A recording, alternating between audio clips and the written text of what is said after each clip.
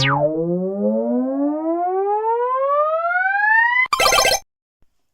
and welcome back to the final video of 2024.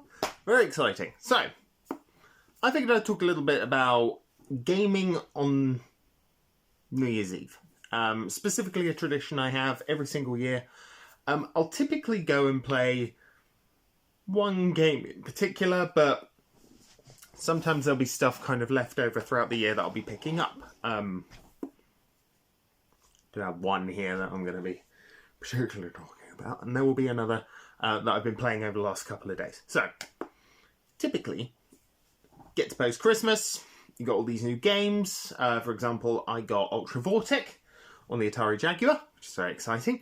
I got Cyberbots Full Metal Madness for the Sega Saturn. That was a present to myself, because I'm worth it.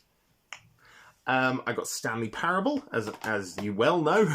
I got that last week. And, yeah, it was great. Well, if you watched the previous episode of Stanley Parable Christmas, you would know. But I have been picking up some additional stuff, kind of over Christmas. Actually, I bought myself a couple of games on the Atari VCS. Over there. Bought a few games on that. Specifically, I bought a game that I've been wanting for a while, as well as a couple of other free ones, which is pretty cool. I've also picked up Balatro. My wife picked me up Balatro. I haven't played it yet. And I waited about a month because this game's in early access, and I really wanted to play it this year. Like, very, very badly. And that's Towers of Akasbar. So, Towers of Akasbar does not have a physical release yet. It's currently sat in early access on the PS5. It's very weird. It's a very weird game. So, you're playing as a member of the Shimu tribe, heading out. You've headed off from your former homeland to re-establish your culture and your people in the new one.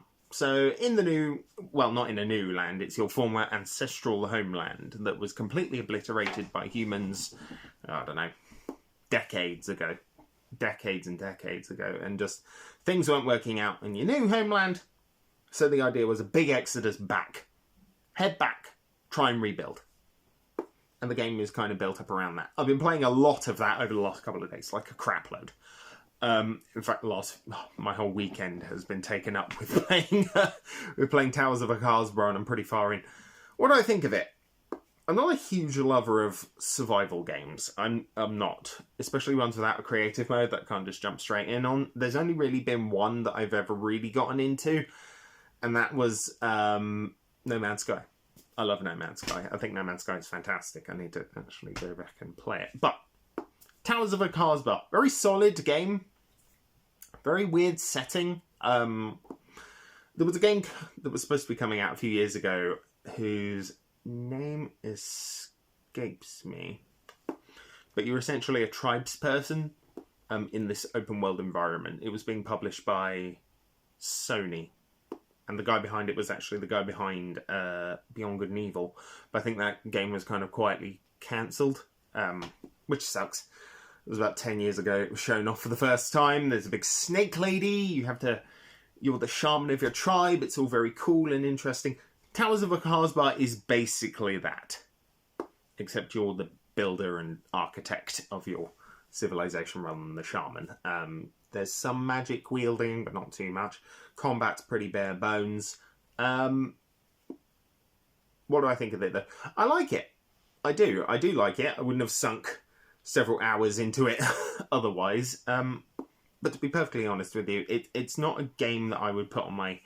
It's not a game I'd put on my top 10 for this year.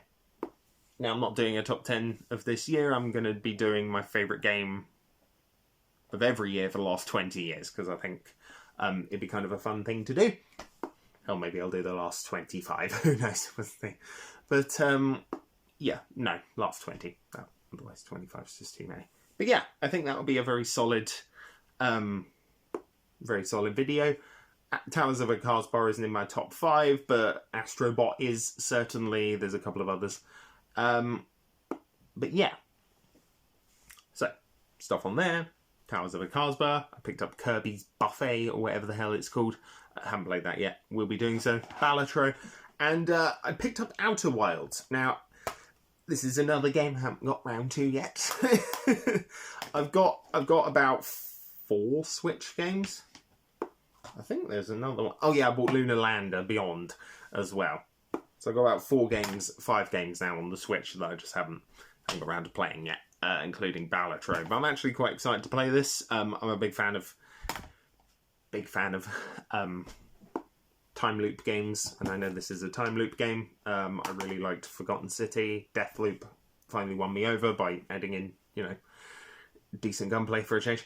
And yeah, however, this isn't about that. This is kind of gaming into the new year. So there's always that stuff you buy, sometimes there's that stuff you buy after Christmas. So for example, one year I distinctly remember buying Deadly Premonition, Enslaved Odyssey to the West, and a PS2 with Killer 7 and a bunch of other games back in 2010. And trying to lug that home from the town centre. I lived like a mile outside of town. I got halfway and I was like,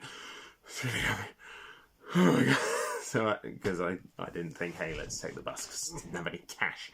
I'd spent it all. But yeah, ended up getting a lift home from my wonderful mother. So thank you, mother. But yeah, that was a fun day. Don't quite do that after Christmas anymore. But I do have a tradition that I've been kind of doing for the last nearly 8 years. And that's playing one game in particular as the last game I play in a year and the first game I play in a year. And that's Brutal Legend, as you would imagine. So, unfortunately, Brutal Legend's kind of been regulated to the tail end of 2020 of any given year and the beginning of any given year. And then I go through just a massive period of several months of just not playing it. I didn't even play it on its 15th anniversary. Didn't play it then. Not good. Should have done. Had it out, ready to go. But I was just playing other stuff, and I had a lot on. October was a hideously busy month. But yeah, just had too much going on. That meant I didn't end up playing Brutal Legend. But I will be finishing the year of its 15th year out playing this, and I will be ushering in next year playing it as well. So this is just something I started doing. I thought it'd be a cool idea back in 2018,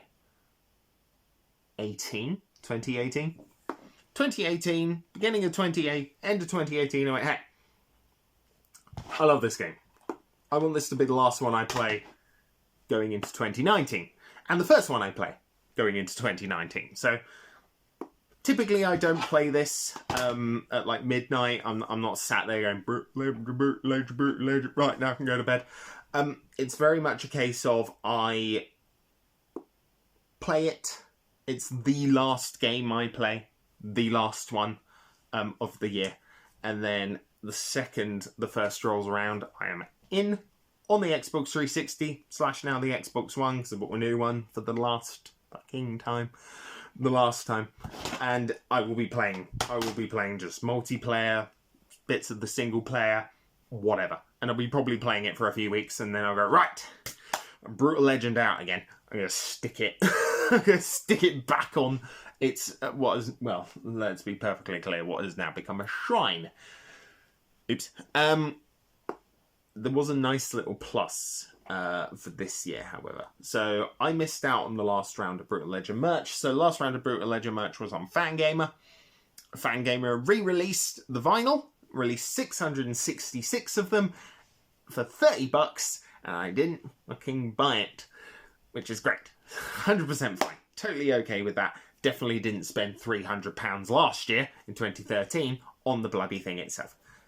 This year, however, unfortunately we didn't get like a big limited run release, or we didn't get an official re-release onto next-gen systems, which sucks dick, but we did get 4 metal pins. Now, those are my Valentine's Day present for next year from my glorious wife, but yeah, not too bad. Not a bad way to end the year, especially with my absolute favourite game of all time.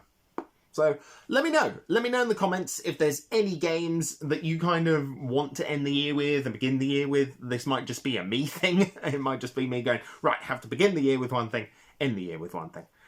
And then keep that going. And I have kept it going. I've kept it going for, well, 2018.